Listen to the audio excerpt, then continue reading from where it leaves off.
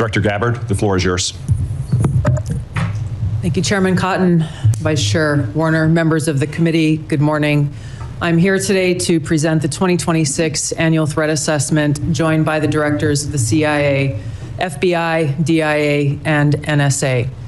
Before I continue, on behalf of the intelligence community, I want to extend our thanks to General Hartman for his 37 years of service in uniform and closing out his 37 years with tremendous leadership of the NSA. This briefing is being provided in accordance with ODNI's statutory responsibility. I'd like to remind those who are watching what I am briefing here today conveys the intelligence community's assessment of the threats facing U.S. citizens, our homeland, and our interests, not my personal views or opinions.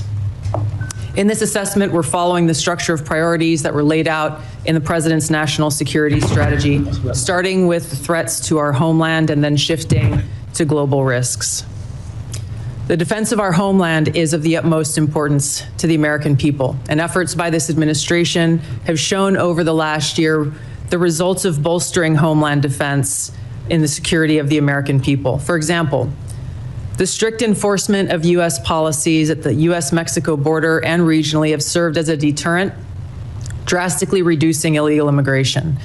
Based on Customs and Border Patrol data, January 2026's monthly encounters are down 83.8% compared to January 2025. Encounters declined 79% compared to 2024. The drivers of migration are likely to continue. Potential worsening instability in countries like Cuba and Haiti risk triggering migration surges, and smugglers who have long operated as transnational criminal organizations continue to view chaos as an opportunity for profit and will continue to look to profit from illegal immigration flows. These transnational criminal organizations continue to pose a daily and direct threat to the health and safety of millions of U.S. citizens, primarily and directly by producing and trafficking in illegal drugs. Under President Trump's leadership, fentanyl overdose deaths have seen a 30% decrease from September 2024 to September 2025. President Trump's aggressive efforts to more directly and actively target these transnational criminal organizations and reduce the inflow of fentanyl precursors has already had a significant impact, which is likely to continue. We've seen fentanyl potency also decrease, likely due to disruptions to the production supply chain. U.S. efforts to work with China and India to halt the flow of fentanyl precursor chemicals to North America are demonstrating some improvement, but there is more work to be done, as sadly, there are still tens of thousands of fentanyl-related deaths in America every year. Mexico-based TCOs like the Sinaloa Cartel and Jalisco New Generation Cartel dominate the production and smuggling of fentanyl, heroin, meth, and cocaine into the United States. Colombia-based DCOs and illegal armed groups like the Revolutionary Armed Forces of Colombia and the National Liberation Army are responsible for producing and trafficking large volumes of cocaine to the U.S. and European markets, with now some indicators of attempts to expand their market to the Asia-Pacific region. Colombia remains the world's largest producer of cocaine, and Colombian criminal groups have expanded their trafficking relationships with neighboring Ecuadorian and Brazilian gangs. As you know, MS-13 is well established in cells within the United States and uses violence to intimidate the Salvadoran diaspora, engaging in murder, extortion, retail drug trafficking, firearms offenses, and prostitution, fueling increased violence and instability. These and other TCOs continue to present a very tangible and individualized risk of violent crime to everyday Americans and contribute to regional instability.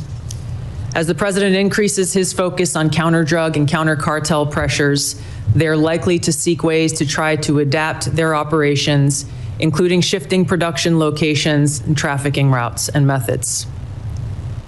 The United States continues to face a complex and evolving threat landscape with a geographically diverse set of Islamist terrorist actors seeking to propagate their ideology globally and harm Americans, even as al-Qaeda and ISIS remain weaker today than they were at their respective peaks. The spread of Islamist ideology, in some cases led by individuals and organizations associated with the Muslim Brotherhood, poses a fundamental threat to freedom and the foundational principles that underpin Western civilization. Islamist groups and individuals use this ideology for recruiting and financial support for terrorist groups and individuals around the world, and to advance their political objectives of establishing an Islamist caliphate which governs based on Sharia. There are increasing examples of this in various European countries, and President Trump's designation of certain Muslim Brotherhood chapters as foreign terrorist organizations is a mechanism to secure Americans against this threat. In response to setbacks to their capabilities of conducting large-scale complex attacks, Islamist terrorist groups have shifted toward focusing on executing information operations to spread propaganda and inspire or enable individuals located in or with access to the West. U.S. counterterrorism efforts, primarily in Iraq, Somalia, Yemen, and Syria in 2025, were instrumental in removing key terrorist leaders and operatives, degrading the ability of al-Qaeda and ISIS to quickly reconstitute its leadership and plan large-scale attacks against the homeland and U.S. interests abroad. Strict U.S. border enforcement measures and increased deportations of individuals with suspected links to Islamist terrorists have reduced access to the homeland and removed some potential sources of future terrorist attacks. Since January, U.S. officials have only had a handful of encounters at our borders with individuals associated with terrorist groups. This is a positive trend. However, our interagency coordinated efforts to continue to identify, locate, and remove known or suspected terrorists who may already be in the United States continues with vigilance. In 2025, there were at least 3 Islamist terrorist attacks in the United States. Law enforcement disrupted at least 15 U.S.-based Islamist terrorist plotters. Roughly half of last year's disrupted plotters had some online contact with Islamist terrorists inspired by Islamist foreign terrorist organizations abroad. For example, in the recent attempt to attack a synagogue in Michigan, the shooter had familial ties to a Hezbollah leader. Al-Qaeda and ISIS pose the biggest threat to U.S. interests overseas in parts of Africa, the Middle East, and South Asia, where these groups operate. In the Middle East, AQAP in Yemen, ISIS-K in South Asia, and ISIS in Syria are among the most likely groups conducting external plotting. ISIS in Syria is likely seeking to rebuild its ranks, expand support networks, and solicit funds by re-engaging with and recruiting from the likely hundreds of ISIS detainees and thousands of ISIS-linked women and children who were either released or escaped from prisons and displaced person camps that were previously run by the Syrian Democratic Forces in northeast Syria. Meanwhile, state actors present a risk broader in scope by seeking new capabilities in kinetic and cyber warfare. The United States' secure nuclear deterrent continues to ensure safety in the homeland against strategic threats. However, the intelligence community assesses that Russia, China, North Korea, Iran, and Pakistan have been researching and developing an array of novel, advanced, or traditional missile delivery systems with nuclear and conventional payloads that put our homeland within range. The IC assesses that threats to the homeland will expand collectively to more than 16,000 missiles by 2035, from the current assessed figure of more than 3,000 missiles. The IC assesses that China and Russia are developing advanced delivery systems meant to be capable of penetrating or bypassing U.S. missile defenses. North Korea's ICBMs can already reach U.S. soil, and the IC assesses that it is committed to expanding its nuclear arsenal. Pakistan's long-range ballistic missile development potentially could include ICBMs with a range capable of striking the homeland. The IC assesses that Iran has previously demonstrated space launch and other technology it could use to begin to develop a militarily viable ICBM before 2035, should Tehran attempt to pursue that capability. However, these assessments will clearly be updated as the full impact of Operation Epic Fury's devastating strikes on Iran's missile production facilities, stockpiles, and launch capabilities is determined. These nations collectively will likely seek to understand U.S. plans for advanced missile defense for the homeland, probably for the purpose of shaping their own missile development programs and assessing U.S. intentions regarding deterrence. Shifting to the cyber domain, the IC assesses that China, Russia, Iran, North Korea, and non-state ransomware groups will continue to seek to compromise U.S. government and private sector networks, as well as critical infrastructure to collect intelligence, create options for future disruption, and for financial gain. The IC assesses that China and Russia present the most persistent and active threats and are continuing their R&D efforts. North Korea's cyber program is sophisticated and agile. In 2025 alone, North Korea's cryptocurrency heist probably stole $2 billion, which the IC assesses is helping to fund the regime and include further development of its strategic weapons programs. Financially or ideologically motivated non-state actors are becoming more bold, with ransomware groups shifting to faster, high-volume attacks that are harder to identify and mitigate. Innovation in the field of artificial intelligence will likely accelerate these threats in the cyber domain. The IC assesses that it will increasingly shape cyber operations, with both cyber operators and defenders using these tools to improve their speed and effectiveness. For example, in August of 2025, cyber actors used an AI tool to conduct a data extortion operation against international government, healthcare, and public health emergency service sectors, as well as religious institutions. Moving to the Arctic, the IC assesses that Russia, and to a lesser extent China, aim to strengthen their presence in the region through increased maritime trade, natural resource extraction, and military activity. Russia, which has the longest coastline in the Arctic, has long sought recognition of its polar great power status and is deploying more military forces and building new permanent infrastructure. China, though not an Arctic country, is engaged in more limited efforts in the region to advance its own strategic and economic interests. The IC assesses that China is the most capable competitor in the field of artificial intelligence. The IC assesses that AI capabilities are rapidly advancing and changing the threat landscape, as this is a defining technology that enables computers and machines to simulate human learning comprehension, problem solving, creativity, and autonomy. It will be critical to ensure that humans remain in control of how AI is used and of the machines that may threaten to autonomously violate the interests of the American people across all domains. AI adoption at scale across the spectrum of usage poses serious risks. AI has the potential to aid in weapons and systems design and has been used in recent conflicts to influence targeting and streamline decision-making, underscoring the risk and likely threats that could manifest on the battlefield.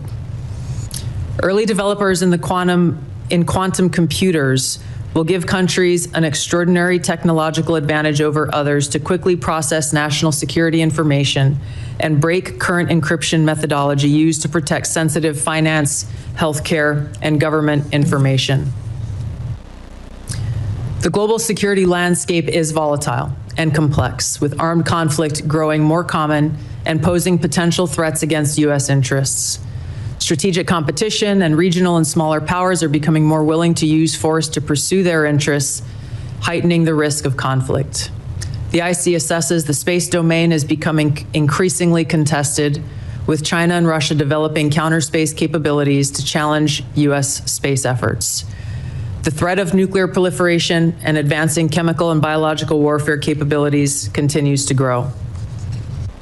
I'll turn now to our neighborhood in the Western Hemisphere, where flagging economies, high crime rates, pervasive organized crime, migration flows, corruption, narcotics trafficking, all of these present a spectrum of risks to U.S. interests, and where strategic competitors seek to gain greater influence in the region. The IC assesses that Latin America and the Caribbean almost certainly will see hotspots of volatility in the coming year.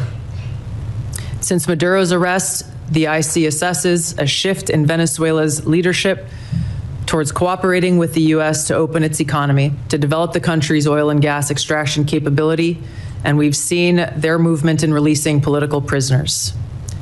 The U.S.-Mexico-Canada Agreement review in 2026 will likely increase uncertainty in many Latin American countries, especially those that rely on Mexico as an export destination for intermediate goods for manufacture and onward export to the U.S. China, Russia, and Iran are likely seeking to sustain economic, political, and military engagement with Latin America. The IC assesses that China's demand for raw materials is likely to continue to drive its economic outreach, while Russia likely wants to expand its current security and diplomatic ties with Cuba and Nicaragua. The IC assesses that China aims to elevate its own political, economic, military, and technological power to increase its own regional positioning, global influence, to fend off threats to their interests. While there are challenging areas where interests diverge, President Trump's diplomatic engagements with President Xi to work towards U.S. interests have enabled progress where those interests align. The IC assesses that China continues to rapidly modernize its military forces across all domains in pursuit of its goal to achieve world-class status by mid-century. This includes building a force with the aim of being capable of deterring U.S. and allied forces in the region, and to achieve their stated objective of developing the ability to seize Taiwan by force if necessary. However, the IC assesses that China likely prefers to set the conditions for an eventual peaceful reunification with Taiwan short of conflict. The IC assesses that an increasingly confident North Korean regime remains a source of concern regionally and globally. Its weapons of mass destruction, its conventional military capabilities, illicit cyber activities, and demonstrated willingness to use asymmetric capabilities poses a threat to U.S. and its allies, particularly South Korea and Japan. North Korea's partnership with Russia is growing, and in 2025, Kim took steps to improve ties with China, still North Korea's most important trading partner and economic benefactor. The IC assesses that North Korea's support for Russia in the war against Ukraine has increased North Korea's capabilities as their forces have gained combat experience in 21st century warfare, along with equipment. In 2024, North Korea deployed more than 11,000 troops to Russia to support combat operations in Kursk. Pyongyang continues to develop and expand its strategic weapons programs, including missiles that can evade U.S. and regional missile defenses. It is continuing to work to increase its nuclear warhead stockpile and maintains biological and chemical weapons capabilities. Russia retains the capability to selectively challenge U.S. interests globally by military and non-military means. The IC assesses that the most dangerous threat posed by Russia to the U.S. is the potential of an escalatory spiral in an ongoing conflict such as Ukraine, or a new conflict that led to direct hostilities, including the potential deployment of nuclear weapons. The IC assesses that Putin continues to invest in Russia's defense industrial base, as well as novel capabilities that may pose a greater threat to the U.S. homeland and forces abroad than conventional weapons. Russia has advanced systems, hypersonic missiles, and undersea capabilities designed to negate U.S. military advantage. Moscow also relies on other tools to exert pressure, using gray zone tactics to further its goals and compete below the level of armed conflict. Russia is also building an extensive counterspace capabilities to contest U.S. space dominance. Its development of a nuclear counterspace weapon poses the greatest single threat to the world's space architecture. During the past year, the IC assesses that Russia has maintained the upper hand in the war against Ukraine. U.S.-led negotiations between Moscow and Kiev are ongoing. Until such an agreement is met, Moscow is likely to continue fighting a slow war of attrition until they view their objectives have been achieved. In the Middle East, conflict and instability will shape security, political, and economic dynamics in a variety of ways. The IC assesses that Operation Epic Fury is advancing fundamental change in the region that began with Hamas's attack on Israel on October 7th, 2023, and continued with the 12-day war last year, resulting in weakening Iran and its proxies. The IC assesses the regime in Iran appears to be intact but largely degraded due to attacks on its leadership and military capabilities. Its conventional military power projection capabilities have largely been destroyed, leaving limited options. Iran's strategic position has been significantly degraded. The U.S.-led maximum pressure campaign and snapback of European sanctions added additional pressure to an already bleak Iranian economy, resulting in mass protests earlier this year that Tehran suppressed by killing thousands of protesters. Even if the regime remains intact, the IC assesses that internal tensions are likely to increase as Iran's economy worsens. Even so, Iran and its proxies continue to attack U.S. and allied interests in the Middle East. The IC assesses that if a hostile regime survives, it will likely seek to begin a years-long effort to rebuild its military, missiles, and UAV forces. Prior to Operation Epic Fury, the ICSS's Iran was trying to recover from the severe damage to its nuclear infrastructure sustained during the 12-day war and continued to refuse to comply with its nuclear obligations with the IAEA, refusing them access to key facilities. The ICSS's that China, Russia, and North Korea see the United States as a strategic competitor and potential adversary. Iran has long viewed the U.S. as an adversary and is engaged in active conflict with the U.S. as of today. These four countries, the ICSS's, are likely to continue their selective cooperation with each other, which could bolster their individual capabilities and threats to U.S. interests more broadly. However, currently these relationships are primarily bilateral on selective issues and depend on broader circumstances, divergent sovereign interests, and in some cases, concerns over directly confronting the United States. These factors, the ICSS's, are likely to constrain their relationships. Finally, conflicts on the continent of Africa are likely to persist through 2026 due to poor governance, economic demands, and external support. Tensions continue between Ethiopia and Eritrea, which could rapidly accelerate to conflict. Contentious national elections in Somalia could distract the federal government away from counterterrorism actions against al-Shabaab, which continues to conduct terror attacks while providing funding and propaganda support to other elements of al-Qaeda in Yemen. The civil war in Sudan continues even as external negotiations occur. ISIS in West Africa and the Sahel have increased the intensity of their attacks against local security forces, expanding their areas of operation and moving closer to cities with a U.S. presence. The ICSS's that African governments will likely use their wealth in critical minerals to seek partnerships that deliver them meaningful benefit. Concurrent conflicts and crises across the continent will continue to put U.S. citizens at risk and cause further instability. In closing, as leaders of the intelligence community, we remain committed to providing the President and policymakers with timely, unbiased, relevant intelligence to inform decision-making and to ensure the safety, security, and freedom of the American people. Thank you. Thank you, Director Gabbard.